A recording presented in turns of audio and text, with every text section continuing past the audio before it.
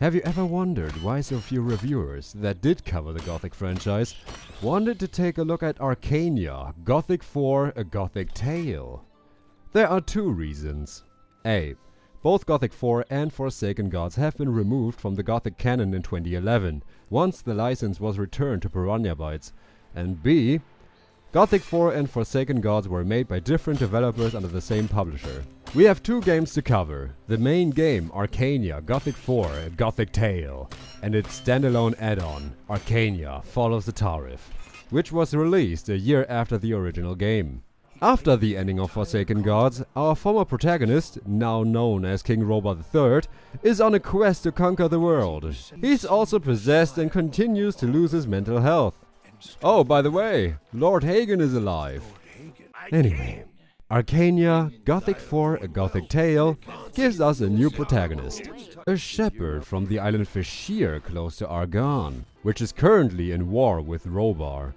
We meet many interesting new characters like Diego and Diego. All the other characters die half an hour later and we go to Argan to kill King Robar.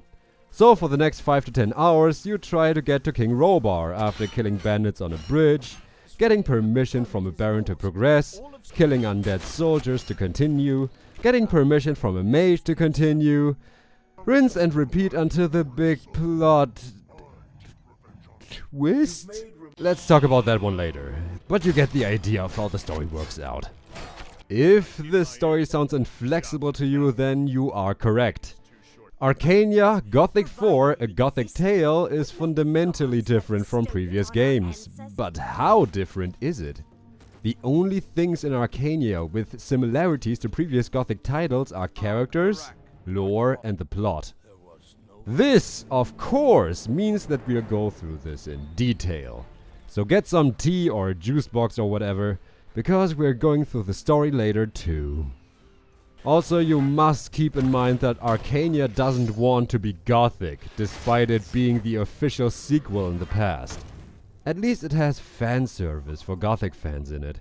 For example, being able to do useless stuff like smoking, or using an alchemist's bench. Whoa, wait!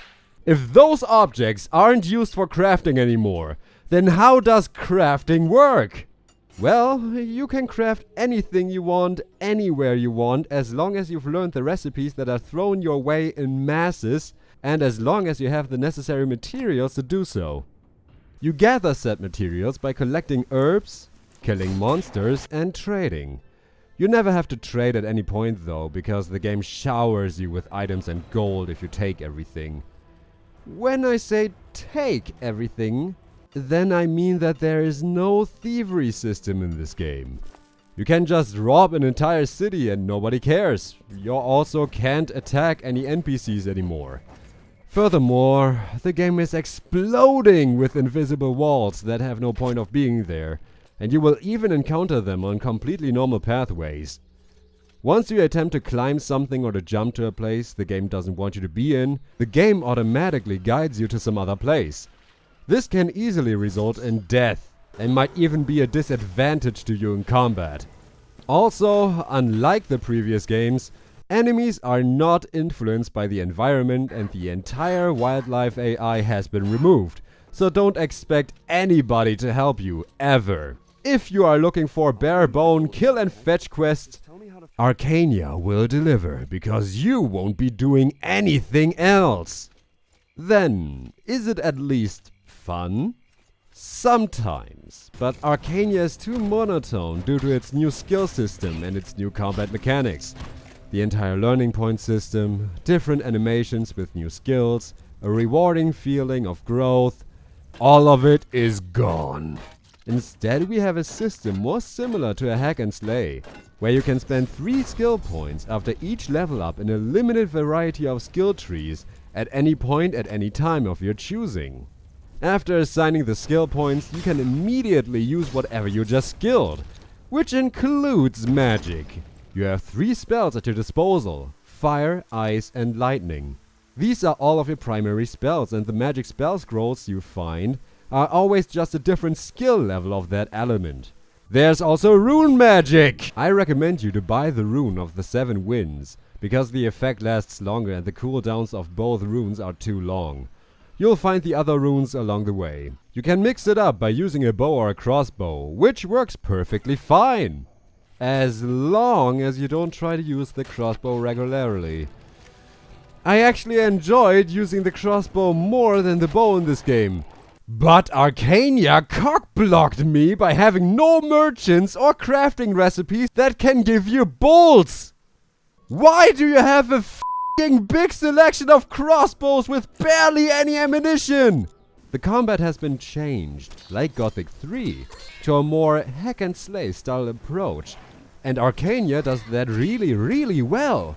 I'm not kidding. Combat has never been this comfortable in the series. You can dodge with a roll that doesn't give you invincibility.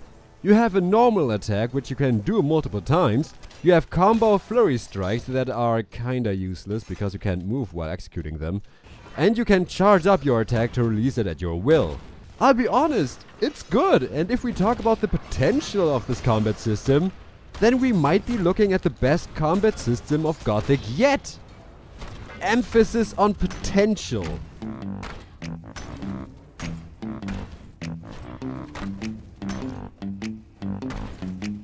What is wrong with this combat system, you might ask? But how about random invincibility of enemies, bad hitbox? Are you f***ing kidding me? That didn't even f***ing hit me! But the most jarring problem is your normal attack. No matter which weapon you have, no matter how strong you are, you always deal knockback to every enemy in the game. That in of itself isn't a game breaker. Not yet anyway. The problems lie in 2 aspects. The enemy behavior that takes too long to do anything, and the skill to perform an unlimited string of attacks. With no special ability or anything like that, you can simply kill an enemy by hammering the mouse button.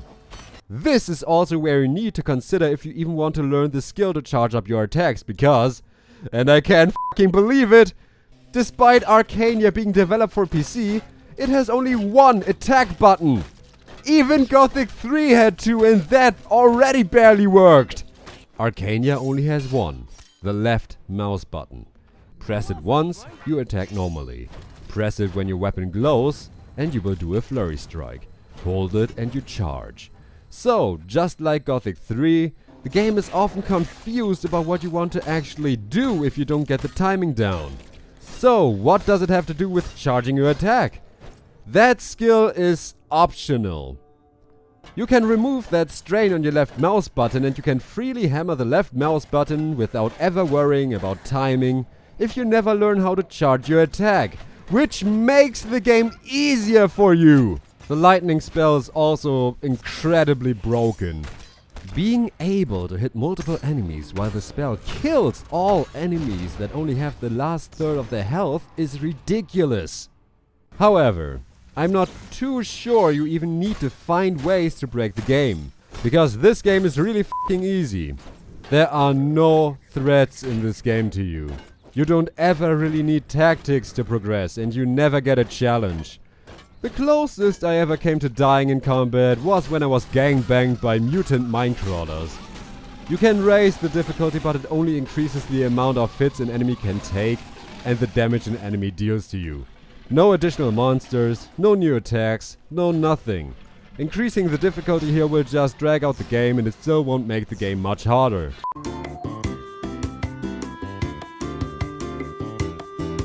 The story and the lore of Arcania are crap.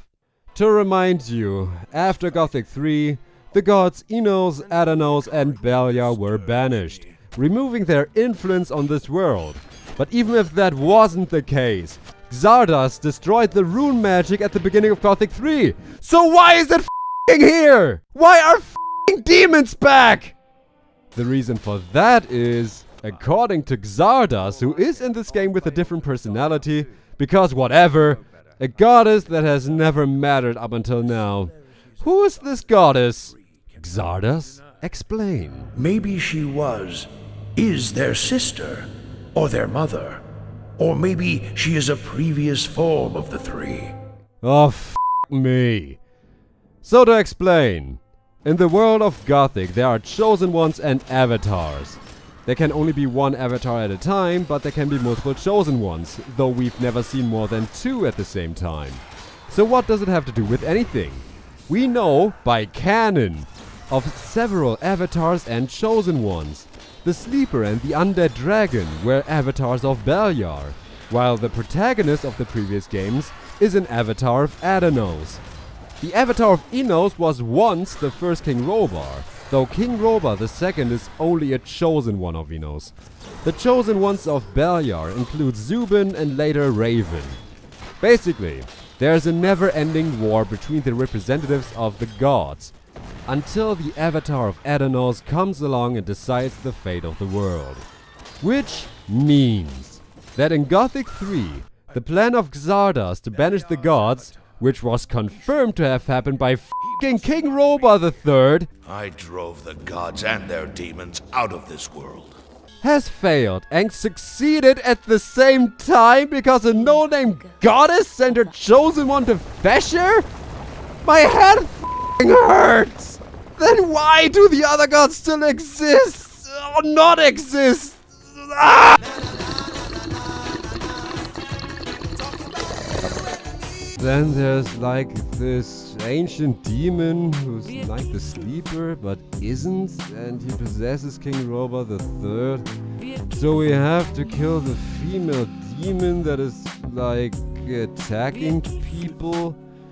The game just abruptly ends after we kill the female demon and we see a male demon being summoned by Thoris into Setariff.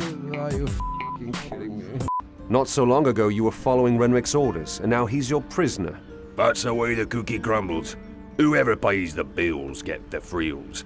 And now Hairtan is paying the bills. So that's the way you are. That's the way I am. Arcania is not very consistent in its design. You'll spend the last third of the game hammering on enemies. Nothing more. That's all you do. The best part of the game is definitely the rain, which is just amazing. But the last third of the game has a lot of one-way linear dungeons that look exactly the same. The graphics in general look nice, but there are a lot of glitches. The voice acting is... Then I noticed another group down the road before me. I turned my cart and returned to the castle. One drunken orc is ridiculous. alright at best, but at rare occasions you get some awesome dialogues. Are you surprised? A little. But our barons already informed us about your heroic deeds. I wonder if it's all true, though. What do you mean? Nothing. It's all right. I'd like to think so. Big mouth. What? Nothing. And a few not so awesome ones. I thought he was just a thief. There's nothing valuable up here, just a couple of scrolls. What can he summon with them? Golems. Any number. Golems. Do I recommend Arcane? No. Not for fans and not for anyone who expects more than a below mediocre hack and slay game. It doesn't make sense in terms of story consistency, it breaks the lore left and right, all the characters from previous games don't have their previous personalities, and are incompetent without Gary Stu around. It actually just shits on everything. If we're talking about Arcania as a sequel to Gothic, it would pretty much fail as a whole. With the exception of ambient graphics, the very nice soundtrack and the combat. But if we look at it as its own thing, then it's still not a good game, but it has enjoyable moments. Anyway, Arcania got an add-on, remember? Welcome to Arcania, Fall of Setariff. I love that you can import your save game and continue with your equipment and stats from Arcania. But it doesn't do more than that. It starts off with a cutscene where you can't hear the dialogue because of the music. The demon that Thor summoned is wreaking havoc and caused the volcano to erupt. So you go to Setariff with the goal of defeating the demon, which you will do 4 hours later. Yes, Fall of Setariff, despite launching a year after Arcania, is a very buggy 4-hour experience if you take a lot of time. Fall of Setariff can be summarized with everything is worse. Just like the last third of Arcania, all you're going to do is kill this or kill that, with two exceptions. One quest wants you to get a naggy bitch princess back to her father, to which I kindly say, F you. And the other one is the worst dungeon in the entire franchise that takes about an hour in of itself. You will only be fighting new reskins of already existing enemies, and the only interesting location in the add-on world could have been Setariff, but instead it's the small ruins underneath Setariff. Setariff itself is... well... okay, I hate this game. Not as much as Forsaken Gods, but holy shit! This add-on is horrible!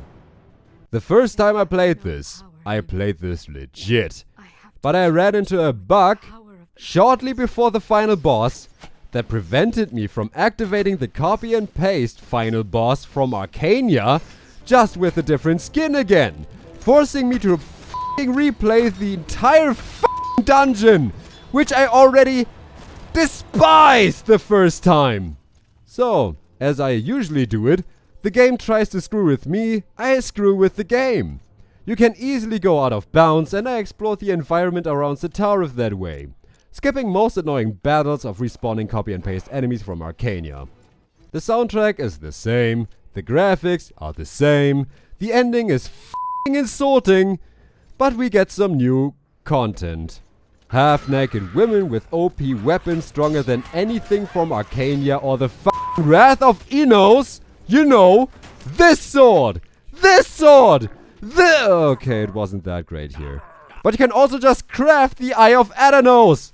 Just like that! No story arc, no nothing! So is there also an Eye of Beliar?